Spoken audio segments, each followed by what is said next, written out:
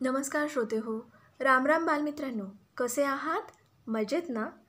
बालमित्रांनो, काल आपण पाहिलं सगळ्यात खराब कपडे की ज्यामुळे मुलांना मनमुराद खेळता येतं असे कोबायाशींना वाटत होतं. त्याचबरोबर ताकाहाशी या नवीन वर्गमित्राबरोबर तोत्तोचानची छान मैत्री होते. आणि हो, उडी मारण्यापूर्वी पहा असे जे आई सांगते ते खरंच महत्त्वाचं. कुठेही उड्या मारण्यापूर्वी थोडासा विचार केलाच पाहिजे. बालमित्रांनो, आज अर्चनाताई तुम्हाला सांगणार आहे त्या पुढच्या गोष्टी. चला तर मग ऐकूयात. आणि मग उदंड. तोमोईमध्ये जेवणाची सुट्टी नेहमीच आनंदाची असायची, पण आता त्या आनंदात अजून एक भर पडली होती. पूर्वीप्रमाणेच मुख्याध्यापक प्रत्येकाचा डबा बघत, जे कमी असेल ते त्यांच्या पत्नी वाढत, नंतर प्रत्येक घास चावून खावा हे गाणं, असा नेहमीचा कार्यक्रम तर होताच, पण त्याच्या जोडीलाच आता रोज काहीतरी बोलायला लागायचं. एक दिवस मुख्याध्यापक म्हणाले, मला वाटतं चांगलं कसं बोलावं हे आपल्यापैकी प्रत्येकाने शिकलं पाहिजे. म्हणून आजपासून डबा खात असतानाच रोज एकाने सगळ्यांसमोर उभे राहून बोलायचे. काहीही बोललं तरी चालेल. चालेल? काही मुलांच्या मनात आलं, त्यांना फारसं बोलता येणार नाही, पण इतरांचं ऐकायला काय मज्जा येईल. तर या उलट काहींना वाटलं, त्यांना माहीत असलेल्या गोष्टी इतरांना सांगायच्या. वा वा, खरंच मस्त कल्पना आहे. तोत्तोचानला ती कसं बोलू शकेल हे माहीत नव्हतं, पण एकदा प्रयत्न करायला तिची हरकत नव्हतीच. एकूण काय, सगळ्याच मुलांना कल्पना पसंत होती आणि दुसऱ्या दिवशीपासून ती अंमलात आणली जाणार होती. खरं म्हणजे जपानी मुलांना जेवताना बोलायचं नसतं असं शिकवलं जायचे, पण जगात इतर ठिकाणी घेतलेल्या अनुभवामुळे मुख्याध्यापक मात्र शांतपणे गप्पा मारत जेवावं अशा मताचे झाले होते. शिवाय मुलांनी सगळ्यांसमोर उभे राहून न संकोचता स्पष्टपणे त्यांच्या कल्पना आणि विचार सांगावेत असा त्यांचा प्रयत्न होता. त्यासाठी प्रत्यक्ष प्रयत्न आणि कृती आता करायला हवी होती. मुलांनी कल्पना मान्य केल्यावर त्यांनी जे सांगितले ते तोत्तोचानने मोठ्या लक्षपूर्वक ऐकले. कोबायाशी म्हणाले, तुम्ही चांगले बोललात का वाईट याची चिंता करू नका. तुम्हाला जे काही आणि जसे बोलायचे असेल तसे बोला. आपण प्रयत्न तर करून पाहूया. मग बोलणाऱ्यांचा क्रम ठरवला गेला आणि असंही ठरलं की ज्याचा बोलण्याचा वार असेल त्याने त्या दिवशी पटकन डबा खाऊन आटोपायचा. लवकरच मुलांच्या लक्षात आलं की 1-2 मित्रांशी गप्पा मारणं वेगळं, पण अख्ख्या शाळेसमोर उभे राहून बोलणं मात्र सोपं नाही. सुरुवातीला काही मुलं इतकी लाजायची की तोंडातल्या तोंडात काहीतरी पुटपुटायची. एका मुलाने खूप प्रयत्न करून एक छानसं भाषण तयार केलं, पण तो उभा राहिला आणि सगळंच विसरला. बेडूक उड्या का मारतात, त्याने हा भाषणाचा विषय 2-3 वेळा सांगितला. बेडूक उड्या का मारतात, बेडूक उड्या का मारतात.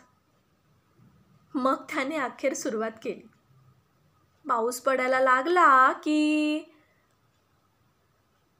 पण पुढे काहीच आठवेना. अखेर एवढं बोलून मी माझं भाषण संपवतो असे म्हणून तो जागेवर जाऊन बसला. तोत्तोचानची वेळ अजून आली नव्हती, पण तिने ठरवून टाकलं होतं की तिची आवडती राजपुत्र आणि राजकन्येची गोष्ट सांगायची. खरं तर ती गोष्ट सगळ्यांनाच माहिती होती बरं का, आणि तिने कधी ती सांगायला सुरुवात केली तर मुले नेहमी म्हणत, ती गोष्ट नको, आता कंटाळा आलाय तिचा, ती नको ना. पण तरीही तोत्तोचान तीच गोष्ट सांगणार होती. ही नवी योजना छान पार पडत असतानाच एक दिवस एका मुलाने बोलायला साफ नकार दिला. माझ्याकडे सांगण्यासारखं काहीच नाही, तो स्पष्ट म्हणाला. तोत्तोचानला याचं फारच आश्चर्य वाटलं.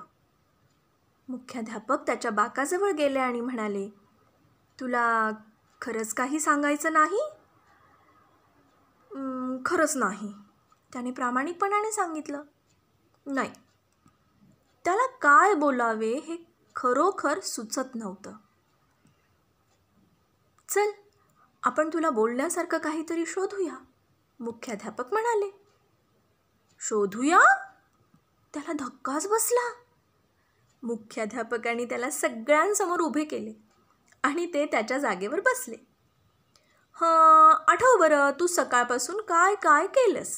सांग, सकाळी उठल्यापासून शाळेत येईपर्यंत तू काय केलंस? त्यांनी विचारलं.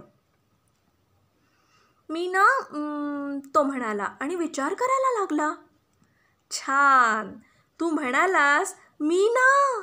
बघ, तुला बोलता आलं. पुढे, मुख्याध्यापकांनी विचारलं.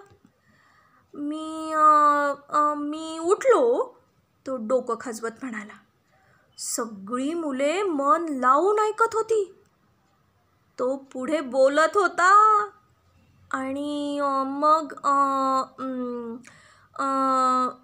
मुख्याध्यापक हसत मुखाने त्याच्याकडे बघत होते. अरे वा, तू सकाळी उठलास हे सगळ्यांना छान समजलं. हे बघ, चांगलं बोलता येण्यासाठी लोकांना हसवलंच पाहिजे असे नाही, किंवा खूप आवेशात बोललं पाहिजे असंही नाही. सगळ्यात महत्त्वाची गोष्ट अशी की तू म्हणत होतास की तुझ्याजवळ बोलण्यासारखं काही नाही, पण बघ सापडलं की नाही बोलण्यासारखं. मग तो अजून मोठ्याने म्हणाला. आणि आई, ती म्हणाली दात घास, म्हणून मी दात घासले. मुख्याध्यापकाने टाळ्या वाजवल्या. सगळ्या मुलांनीही टाळ्या वाजवल्या. मग त्याने पुढे सांगायला सुरुवात केली. शेवटी सगळे श्वास रोखून ऐकत होते. शेवटी त्याने विजयी मुद्रेनं सांगितलं, नंतर मी शाळेत आलो. त्याला बोलता आलं म्हणून सगळ्यांनाच खूप आनंद झाला होता. हो, त्याला बोलता आलं. मुख्याध्यापक मनापासून टाळ्या वाजवत होते. सगळी मुलेही टाळ्या वाजवत होती आणि सगळ्यांसमोर उभा राहून तो आणि मग तो सुद्धा टाळ्या वाजवत होता. सभागृह टाळ्यांच्या आवाजाने भरलं होतं. अगदी मोठं झाल्यानंतर सुद्धा तो त्याचं ते नंतर मी विसरला नसेल.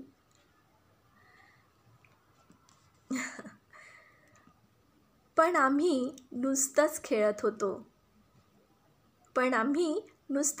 होतो. त्या दिवशी तोत्तोचान शाळेतून घरी आल्यावर रॉकीशी लांडगा खेळत असताना चांगलाच अपघात झाला. त्याचं झालं असं, तोत्तोचान आणि रॉकी नेहमीच एक खेळ खेळायचे. दोघांनी विरुद्ध दिशेने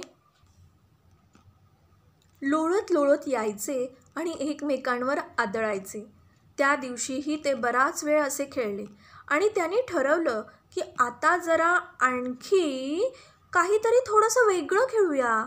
अर्थात त्यांनी ठरवलं म्हणजे तोत्तोचाननेच ठरवलं. तिची नवी कल्पना अशी होती की दोघांनी दोन बाजूनी येऊन आदळलं की एकमेकांकडे बघून लांडग्यासारखा चेहरा करायचा आणि एकमेकांना घाबरवायचं. जी जास्तीत जास्त भीतीदायक चेहरा करेल तो जिंकला. रॉकी जर्मन शेफर्ड जातीचा कुत्रा होता, त्यामुळे लांडग्यासारखं दिसणं त्याला मुळीच अवघड नव्हतं. कान ताठ केले, जबडा उघडला आणि डोळे मोठे केले की झालं. पण तोत्तोचानला मात्र थोडंसं कठीण होतं. ती दोन्ही हात कानासारखे धरायची, डोळे मोठे करायची आणि आवासून गुरगुरण्याचा आवाज करायची. सुरुवातीला रॉकी छान खेळत होता, पण तो अजून तसा लहानच होता. त्यामुळे तो अचानक विसरला की आपण खेळतोय आणि तोत्तोचानला काही समजायच्या आतच घाईघाईने तिला तो चावला. रॉकी जरी लहान होता तरी तोत्तोचानपेक्षा आकाराने जवळजवळ दुप्पट होता आणि त्याचे दातही तीक्ष्ण होते. काही कळायच्या आतच तो तोत्तोचानचा कान फाटून लोंबकळू लागला आणि त्यातून भळाभळा रक्त वाहायला लागलं होतं. तिची किंकाळी ऐकून आई स्वयंपाकघरातून धावतच आली. खोलीच्या कोपऱ्यात तोत्तोचान दोन्ही हातांनी कान धरून बसली होती. सगळा फ्रॉक रक्ताने माखला होता. बाबा बाहेरच्या खोलीत व्हायोलिन वाजवत बसले होते, तेही चटकन आत आले. रॉकीला आता जाणवायला लागलं होतं की आपण काहीतरी भयंकर केलंय.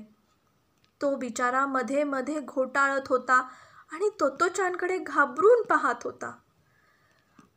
तोत्तोचानला मात्र वेगळीच भीती वाटत होती. आई बाबा जर रॉकीवर चिडले आणि त्याला हाकलून दिले तर? तिच्या दृष्टीने ते फार भयंकर होतं. ती चटकन रॉकीजवळ गेली. आई आई रॉकीवर रागावू नका, त्याने काही केलं नाही, ती जोर जोरात ओरडत होती. आईबाबांचे लक्ष मात्र तिला कितपत लागलंय इकडे होतं, म्हणून ते तिचा कानावर धरलेला हात ओढून काढायचा प्रयत्न करत होते. दुखत नाहीये, खरंच नाहीये, पण रॉकीला हाकलून देऊ नकात, तिचा तो सूर होता. तोत्तोचानला खरोखरच जखमेचं काही वाटत नव्हतं. तिला चिंता वाटत होती ती रॉकीची. रक्त वाहतच होतं. आई बाबांना रॉकी तिला चावला असेल याची कल्पना एव्हाना आली होती. त्यांनी तिची खूप समजूत घातली. रॉकीला हाकलून देणार नाही असे कबूल केलं. तेव्हा कुठे त्या पोरीने कानावरचे हात काढले. तोत्तोचानचा कान फाटलेला बघून आईने तर किंकाळीच फोडली. बाबांनी तिला चटकन दवाखान्यात नेली. वेळेत उपचार केले म्हणून तिचा कान नीट शिवला गेला. पण तोत्तोचानला एकच काळजी वाटत होती, आई बाबा कबूल केल्याप्रमाणे वागतील की नाही. तोत्तोचानच्या डोक्याला सबंध बँडेज बांधावं लागलं. ती एखाद्या सशासारखी दिसत होती. बाबांनी कबूल केलं होतं तरी रॉकीला रागवावं असं त्यांना फार वाटत होतं. पण आईनी डोळ्यांनीच त्यांना दटावलं, कारण रॉकीला रागवलं तर तोत्तोचान काय करेल हे सांगता येत नव्हतं. ती घाईघाईने घरात शिरली. तिला रॉकीला सांगायचं होतं की तिला छान बरं वाटतंय आता आणि आईबाबासुद्धा चिडले नाहीत. पण तिला रॉकीच दिसेना. रॉकी, रॉकी, तिने 3-4 हाका मारल्या पण रॉकी आला नाही. आता मात्र तिला रडायला यायला लागलं. ती डॉक्टरांकडे सुद्धा रडली नव्हती, कारण ती रडली असती तर आईबाबांचा रॉकीवरचा राग अजूनच वाढला असता. पण आता मात्र तिला डोळ्यातलं पाणी थांबवता येत नव्हतं. रडत रडत ती हाका मारत होती, रॉकी, रॉकी. आणि तेवढ्यात सोफ्याच्या मागून रॉकीची काळी तपकिरी पाठ हळूहळू वर येताना दिसली. सावकाश सावकाश रॉकी तिच्याजवळ आला आणि बँडेजमधून दिसणारा तिचा चांगला कान त्याने चाटायला सुरुवात केली. तोत्तोचाननं त्याच्या गळ्यात हात टाकून त्याच्या कानाचा वास घेतला. आईबाबा म्हणायचे की त्याच्या कानांना वास येतो, पण तिला मात्र तो वास मनापासून आवडायचा. ते दोघे खूप दमले होते. आकाशातून चंद्र त्या पट्टी बांधलेल्या पोरीकडे आणि तिच्या रॉकीकडे डोळे भरून पाहत होता. रॉकी आता पुन्हा कधीच लांडगा लांडगा खेळणार नव्हता, परंतु त्यांची दोघांची दोस्ती आता पूर्वीपेक्षाही जास्त गाढ झाली होती.